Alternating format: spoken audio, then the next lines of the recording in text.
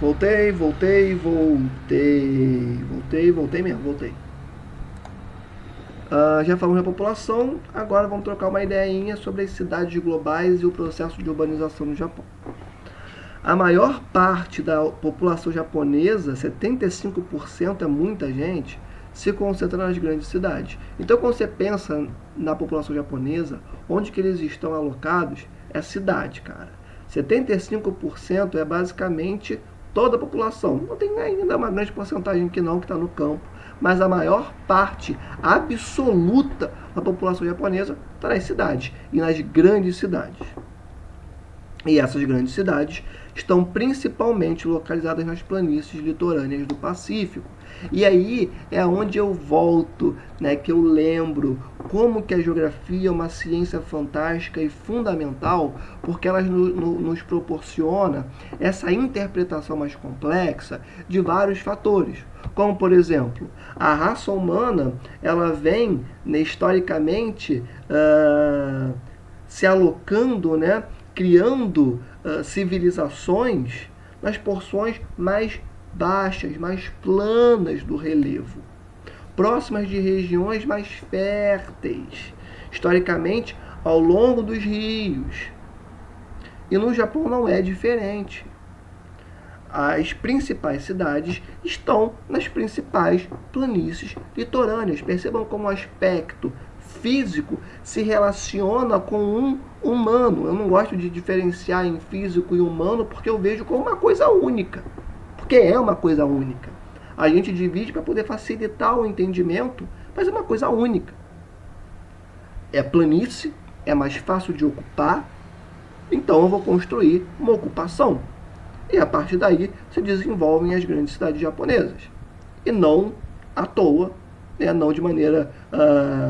não por uma coincidência, as principais cidades japonesas estão localizadas em planícies. Por isso que eu digo que a geografia promove uma interpretação que nenhuma outra ciência promove, porque ela tem um olhar macro. Por isso que a geografia é importante. Por isso que existe essa importância da geografia no currículo escolar, tá bem?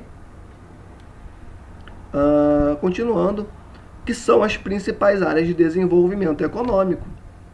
Mais um elemento para aquilo que eu vinha falando. É mais fácil de ocupar onde? Na planície. Então vamos desenvolver nossas cidades aqui. Lógico que as principais atividades econômicas, que as principais áreas de desenvolvimento econômico serão essas mesmas cidades, que são as principais cidades japonesas. Beleza? Tóquio, Kyoto, Osaka e Kobe são as principais cidades japonesas, tá bom? Formam uma das maiores densidades demográficas do mundo. Porque dentro dessas cidades tem gente pra caramba e bem distribuídas. Como a gente já viu, densidade demográfica é a população total de um país distribuída pela extensão desse país. Né? Então, é muita gente distribuída por essas principais cidades, demonstrando ali uma das maiores densidades demográficas de todo o planeta. E essas cidades apresentam infraestruturas modernas e serviços de excelente qualidade. O que vocês esperavam? Nas melhores cidades de um dos países mais desenvolvidos de todo o mundo. Obviamente, lá nós vamos ter as infraestruturas mais modernas, as melhores pontes, as melhores rodovias, as melhores ferrovias e os melhores serviços. Educação de extrema qualidade, saúde de extrema qualidade, todo tipo de serviço possível de extrema qualidade estão presentes aí nessas principais cidades, beleza?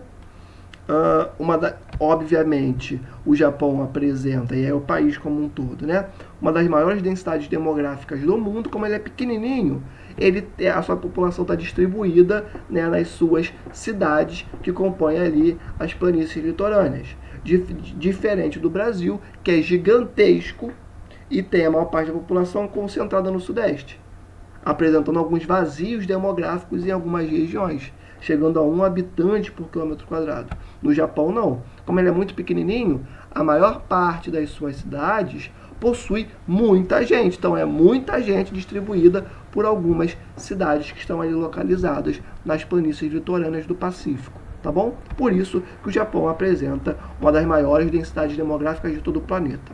Foi? E óbvio, a maior parte está nas planícies e planaltos de pequenas altitudes, como eu já falei lá atrás, de 200, no máximo 500 metros de altitude, tá bom? Aqui, ó, são duas tabelas, dois gráficos, perdão, que são muito interessantes, porque vamos olhar só. Em 1950, essa era a pirâmide etária do Japão, tá? 35% da população estava aqui compreendida nos jovens, nas crianças, 59,7% dos adultos, né, da população economicamente ativa, que é esse meio da pirâmide, e 4,9%, é 9, né? Acho que é 4,9% da população aqui representando os idosos. Já em 2004, 19,5% da população era composta por idosos, 66,6% compunha a PEA e 13,9% eram crianças jovens. Agora, em 2050, a previsão, se o Japão continuar seguindo as estruturas econômicas, sociais, enfim, que ele tem atualmente, em 2050, a pirâmide etária japonesa será composta por 10,8% de crianças jovens, 53,6% representando os adultos, a sua PEA, e 35,7% representando os seus idosos. Percebam como a população economicamente ativa ela vai enxugando e como que os idosos vão alargando, né, o topo da pirâmide. E o que eu acho mais interessante se perceber é que, ó, sigam o mouse. Essa linhazinha, espero não errar, representa a galera com, sei lá, os seus 65, 66, 67 anos. Idosos. E olha como que é expressiva essa fatia da pirâmide etária japonesa. Olha como ela era pequenininha em 50, como que ela cresceu muito em 2004 e como que ela está grande aqui, ó. E como que, ó, a galera de 70, na parte das mulheres, já está superior a de 60 em 2050. Como que a galera mais velha, acima dos 70 anos, já está ultrapassando aqui. Então, assim, é um topo que está se alargando pra caramba. E uma PEA que está ficando cada vez mais enxuta. O que vai impactar, obviamente, na economia japonesa. E aqui, um outro gráfico, só para corroborar, né, isso que a gente vinha falando, né, da diminuição da taxa de natalidade japonesa. Aqui em 60, ela girava mais ou menos ali em 18%, quase isso. Subiu um pouquinho em 1965, desce muito, pouquíssimo tempo depois, já para 14%, depois volta a subir e daqui para frente, ó, é só descida. Tem uma mais ou menos estabilizada ali em 75, mas ainda assim está com taxas inferiores às presentes na década de 60. E depois, na década de 70, é ladeira abaixo. Ladeira abaixo. Em 2010, ou seja, há 10 anos atrás, a taxa de natalidade japonesa girava mais ou menos em torno de 8%, um pouquinho mais de 8%. O que vocês acham que aconteceu em 10 anos? Aconteceu que aqui, ó, continuou descendo, ela está mais ou menos aqui, mais ou menos. Ou seja, uma taxa de natalidade quase negativa ou negativa. Tem que pegar os dados mais atuais, tá? Basicamente, ou nasce muita, ou nasce pouquíssima gente, ou não nasce ninguém. E aqui, ó, um outro mapa muito interessante, que um é sobre a densidade demográfica, ou seja, essa distribuição da população japonesa, e o outro que traz um mapa físico. E por que eu coloquei os dois lado a lado? Porque eu quero comparar esses dois mapas com vocês. Vamos olhar aqui. Os círculos maiores representam as regiões que possuem mais gente. Aqui, ó, Tóquio, a gente tem também aqui nessa regiãozinha, não ficou tão bom assim para ler o nome, mas está no livro de vocês, tá? Mais ou menos na região de Osaka. A gente tem aqui, ó, em Kyoto, se não me engano, Kyoto, não dá para ver. Enfim, mas também está aqui numa região de planície, Hiroshima. Então percebam, ó, as principais cidades dos círculos maiores estão em regiões de planície. Vamos pegar isso aqui, ó, e vamos comparar com esse mapa físico. Esse mapa físico está mostrando para a gente o quê? Não dá para ver muito bem por conta da foto, né? Mas também, só vocês olharem lá no livro de vocês, que é para vocês pegarem, né, de uma maneira muito mais clara, né, esse mapa. Mas vamos continuar aqui. A parte mais verde é a região de planície. Amarelo é um pouquinho mais alto, 500 metros, planaltos. E dali para frente são montanhas muito altas, com uma altimetria bastante significativa, algumas chegando até mais de 1.500 metros. Tá? Onde é que estão as regiões verdes? Aqui, ó. Vai descendo, descendo, descendo, até aqui, ó, nessa ilhazinha. Aqui, descendo, descendo, descendo. Até do outro lado, ó.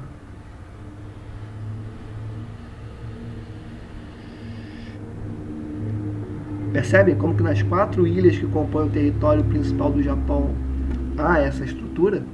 Vamos continuar analisando. Ó, aqui do lado do verde tem a porção amarelada. Também pega as 2 porções do território japonês. E no centro do Japão, a gente tem as porções mais escuras, que, como a gente viu, são as porções com maiores altitudes. Então, basicamente, literalmente, no meio do território japonês, ó.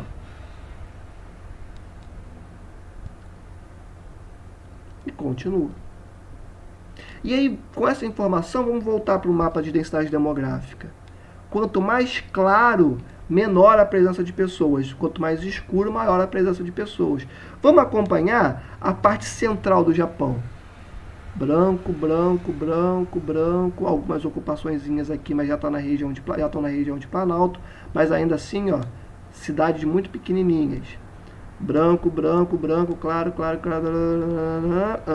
Ou seja, quando nós pegamos esses 2 mapas e comparamos, a ocupação japonesa segue estritamente, como já dito anteriormente, a questão física, o relevo do Japão. Eu trouxe esses 2 mapas em paralelo porque eu acho muito interessante. É a comprovação do que a gente vinha falando a partir dessa linguagem fantástica que é o mapa. Então eu trouxe esses 2 mapas do Japão para demonstrar para vocês aquilo que a gente vinha falando até agora. Tá bom? Qualquer dúvida, os 2 estão no livro de vocês. Vamos continuar aqui. Pecuária, pesca e hábitos alimentares. Grande parte da produção agrícola se destina ao mercado interno. Grande parte do que o Japão produz é para os próprios japoneses. Arroz é a base da alimentação japonesa. É um alimento cultural extremamente forte.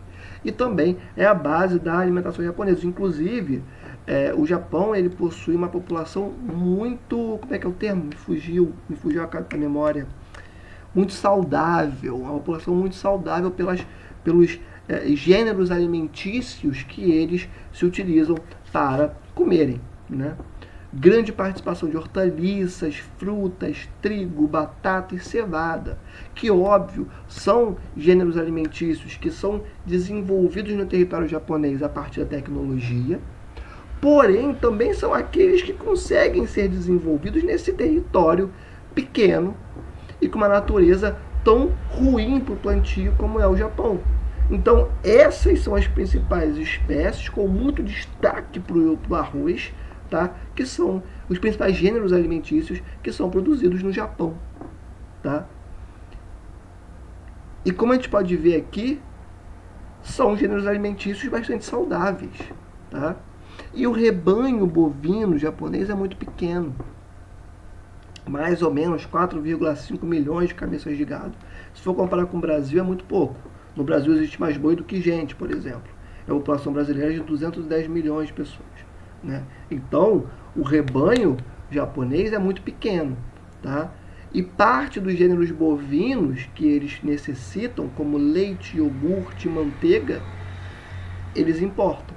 Então, os derivados bovinos, como esses que eu acabei de elencar para vocês, como o Japão tem um rebanho muito pequeno, ele importa de outros países. Tá? Rebanhos de aves e suínos são maiores.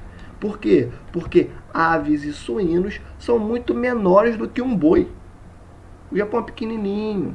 Então, se ele é pequenininho, ele tem que se utilizar de rebanhos de espécies de animais pequenininhas. Então, bota uma galinha, bota um porco e tá suave, beleza? Aí já são números maiores de rebanhos. E ele é o quarto maior produtor de pescado do mundo. O Japão pode ser pequeno, pode ter um rebanho bovino pequeno, mas ainda assim ele tem aquela variedade de peixes nos seus corpos hídricos. Então ele é o quarto maior produtor de pescado de todo o planeta. Ele é o quarto maior exportador de peixes do mundo. Ou seja, ele tem uma farta quantidade de peixes e de frutos do mar. Inclusive, essa baixa presença de carne no Japão, por conta do pequeno rebanho que ele tem, é suplementado com a ingestão de peixes pela população japonesa. Então eles não têm tanto acesso assim à carne para suprir aqueles nutrientes que a carne ofereceria para eles. O que eles fazem? Eles comem peixes. Comem peixes, hortaliças, frutas, arroz. Por isso que a população japonesa é uma das mais saudáveis. E por isso que ela é prevenida de várias doenças que são comuns aqui no Ocidente, no Brasil, enfim, por conta dessa alimentação saudável que a população usufrui ali no Japão, tá bom? Já foi a parte da pecuária e pesca, beleza. Agora vamos falar um pouquinho da história japonesa e entender como que ele virou essa potência econômica e industrial que ele é hoje em dia. Vamos lá. Primeira coisa é a era Meiji. Mas antes de falar da era Meiji, estritamente, vamos fazer um retorno histórico, tá? Então, pré-dinastia Meiji ou Meiji, o território japonês era fragmentado. Como assim?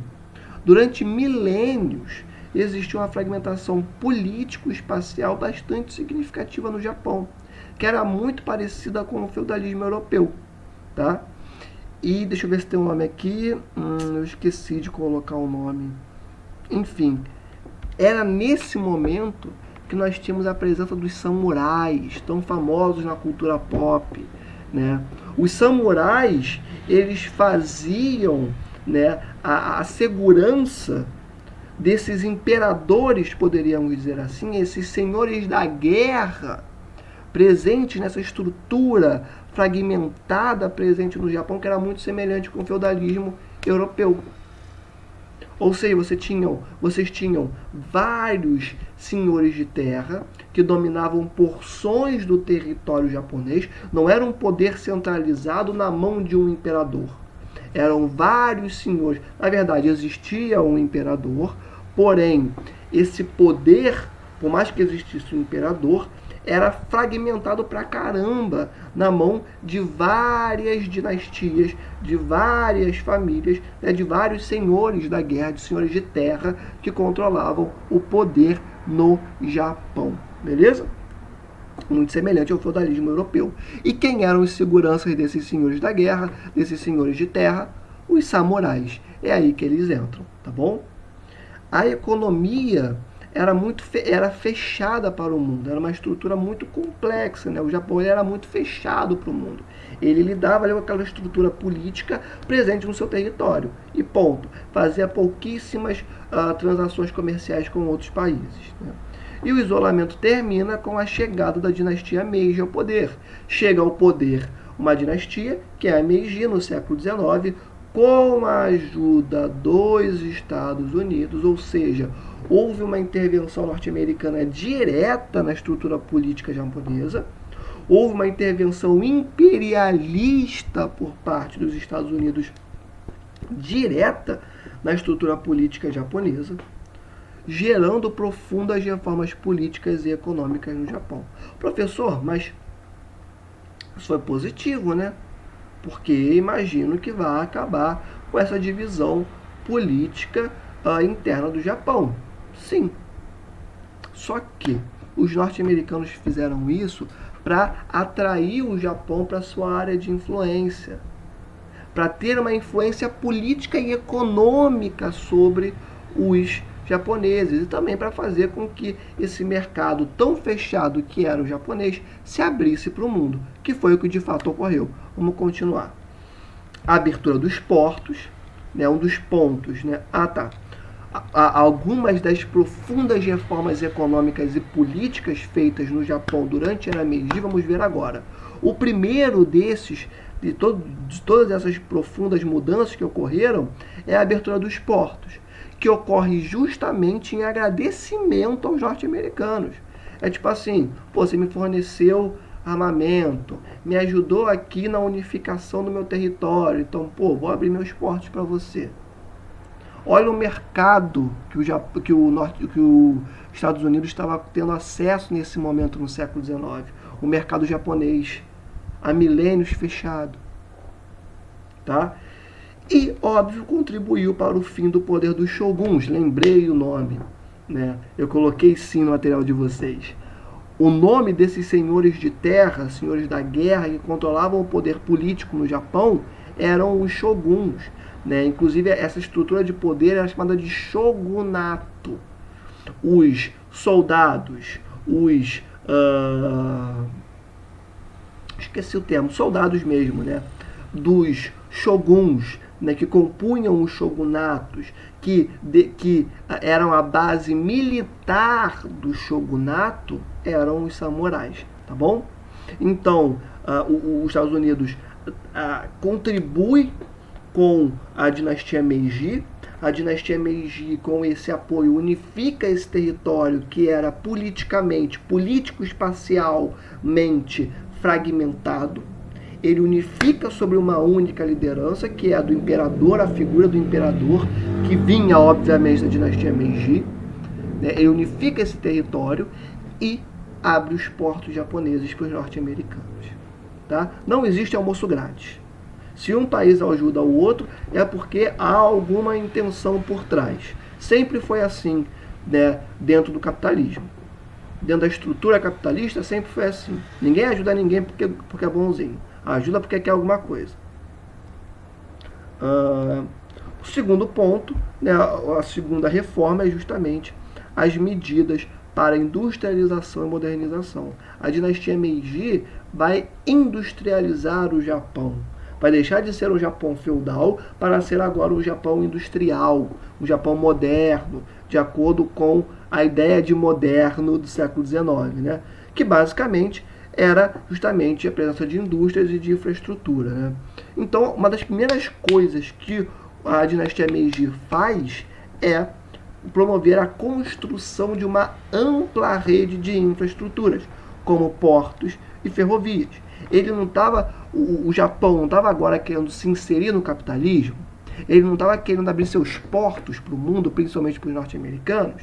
Então, se ele quer fazer isso, ele precisa construir um porto.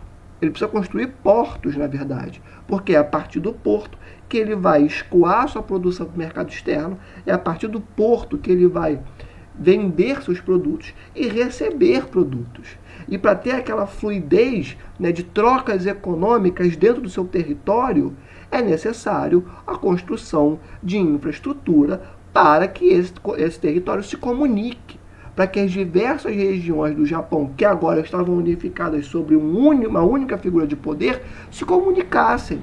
E que a fluidez econômica de capitais, produtos, informações e pessoas pudesse se desenvolver. Tá bom? É fundamental para o capitalismo que exista essa conexão entre as regiões que compõem um país, para que essas fluidezes ficou muito feio, fluidezes, não sei, para que a fluidez de pessoas, produtos, informações e capitais se desenvolvam dentro dos territórios, para que o capitalismo se desenvolva plenamente dentro de um país, coisa que o Brasil até hoje não fez, tá? O Brasil é o tamanho de um continente e há o predomínio de rodovias, sendo que o mais inteligente e econômico seriam ferrovias. O Japão é desse tamanhinho e tem um monte de ferrovias interligando o território. Enfim, então, um dos primeiros pontos que a dinastia Meiji desenvolveu foi a construção de modernas redes de transporte, de infraestruturas para interconectar esse território recentemente unificado. Beleza? Gente, já tem mais de 20 minutos, eu vou parar aqui e volto na próxima parte.